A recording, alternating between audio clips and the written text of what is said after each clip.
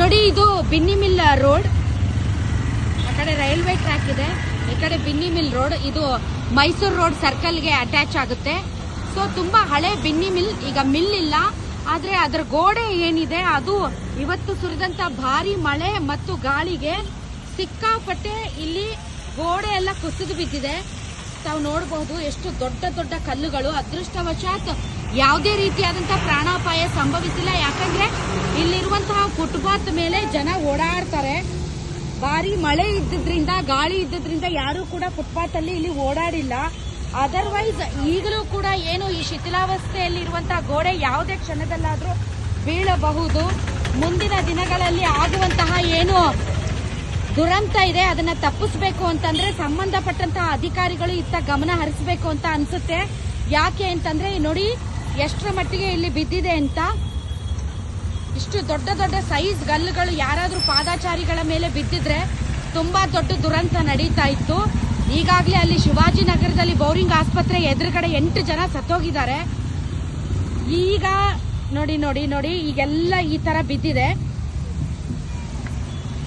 ಇದು ಗೋಡೆ ಇನ್ನೂ ಅಷ್ಟುದ್ದ ತಡೆಗೋಡೆ ಇದೆ. ಮತ್ತೆ ಏನಾದ್ರೂ ಮಳೆ ಬಂದ್ರೆ ಆ ಕಡೆ ಇರುವಂತಹ ಏನು ಗೋಡೆ ಇದೆ ಅದು ಕೂಡ ಕಳಿಸ್ಕೊಂಡು ಕೆಳಗಡೆ ಬೀಳುವಂತ ಸಾಧ್ಯತೆ ಇದೆ. ಫುಟ್ಪಾತ್ ಆದ್ರಿಂದ ಜನ ಓಡಾಡ್ತಾರೆ. ಇಲ್ಲಿ ಗೊತ್ತಿಲ್ಲ ಜನ ಓಡಾಡದೆ ಇರೋವಾಗ ಹೇಗೆ ತಡೀತೀರಿ ಮತ್ತು ಹೇಗೆ ಇದಕ್ಕೆ ಮುಂಜಾಗ್ರತೆ ವಹಿಸ್ತೀರಿ ಅಂತ.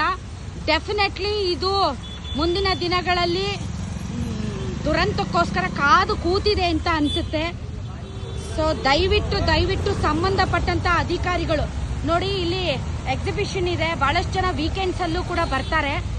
ಈಗ ಇದು ಸಂಪೂರ್ಣ ಕೊಲ್ಯಾಪ್ಸ್ ಆಗಿದೆ. ನಿಜವಾಗ್ಲೂ ಥ್ಯಾಂಕ್ ಗಾಡ್ ಇಲ್ಲಿ ಯಾವುದೇ ಒಂದು ದೊಡ್ಡ ದುರಂತ ನಡೆದಿಲ್ಲ, ಯಾರು ಇರಲಿಲ್ಲ.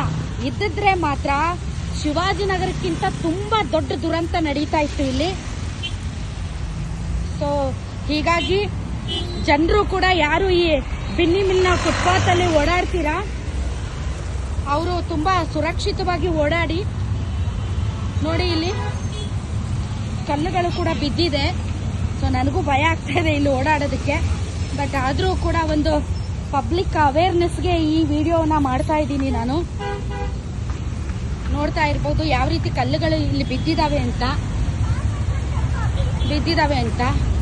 ಸೊ ಯಾರು ಓಡಾಡ್ತಿರ್ಲಿಲ್ಲ, ಹೀಗಾಗಿ ಯಾವುದೇ ಘಟನೆ ನಡೆದಿಲ್ಲ.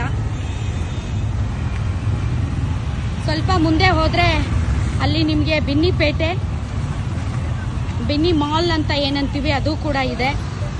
So be careful. ಈ ಒಂದು ಫುಟ್ಪಾತ್ ಮೇಲೆ ಓಡಾಡೋದಕ್ಕಿಂತ ಮುಂಚೆ ಸಾರ್ವಜನಿಕರು